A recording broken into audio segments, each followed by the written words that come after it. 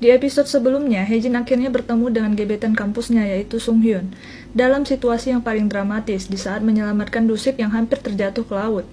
Awalnya saya mengira wanita yang menghabiskan 2 hari berjalan-jalan bersama Dusik adalah wanita di masa lalunya. Ternyata dia adalah penulis dari tim kerja Sung Hyun untuk pertunjukan itu. Baiklah, mari kita rekap alur cerita Hometown Cha-Cha-Cha Season 1 episode 7.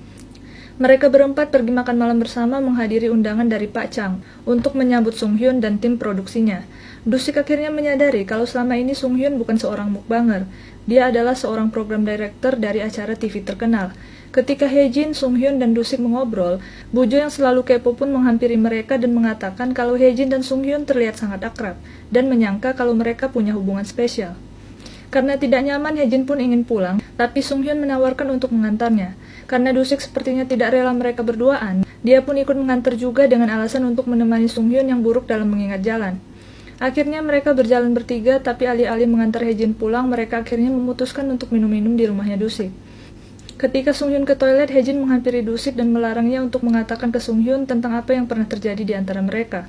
Malam itu mereka bertiga banyak mengobrol dan terlihat kalau Haejin dan Sung Hyun memiliki banyak kesamaan, sementara Dusik selalu berbeda.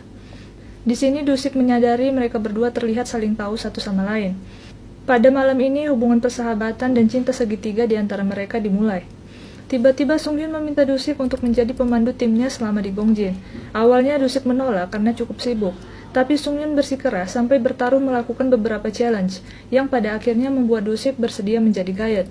Chemistry di antara mereka bertiga sangat menghibur untuk ditonton, dan setelah semua game selesai dimainkan, mereka sangat mabuk dan tertidur di rumah Dusik.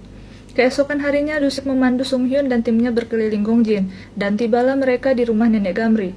Sung Hyun berencana menjadikan rumah Nenek Gamri lokasi utama untuk syuting. Jadi dia membawa seluruh timnya ke sana dan meminta izin Nenek Gamri untuk meminjamkan rumahnya selama 7 hari. Sung Hyun sangat terkesan dengan kehangatan dan keotentikan rumah Nenek Gamri, tapi sayangnya Nenek Gamri dengan tegas menolak untuk menyewakan rumahnya. Akhirnya Sung Hyun pun mengatakan kalau dia tidak akan memaksa Nenek Gamri lagi, dan mereka semua akhirnya pergi untuk makan siang. Dusik membawa mereka ke restoran seafood Ibu Yo, dan Bu Yo menyajikan menu pilihannya sendiri. Walaupun Dusik dan Sung Hyun sudah makan banyak ramyeon di rumah Dusik untuk sarapan, tapi ketika melihat ikan segar yang disajikan, mereka dengan lahap memakannya dan berkata itu sangat-sangat enak. Terlebih lagi harganya jauh lebih murah daripada di Seoul. Tiba-tiba Haejin mampir ke restoran dan menyapa Sung Hyun dengan nada yang lembut. Dusik pun mengejeknya karena hal itu. Setelah selesai makan enak, Sung Hyun pun mengajak pergi berbelanja. Ia membeli semua yang ia suka, mulai dari topi, makanan, permen, bahkan celana bunga-bunga. Lalu dia pergi ke rumah Nenek Gamri lagi dan memberikan banyak hadiah. Nenek Gamri menolak, tapi ia tetap memberikan hadiahnya.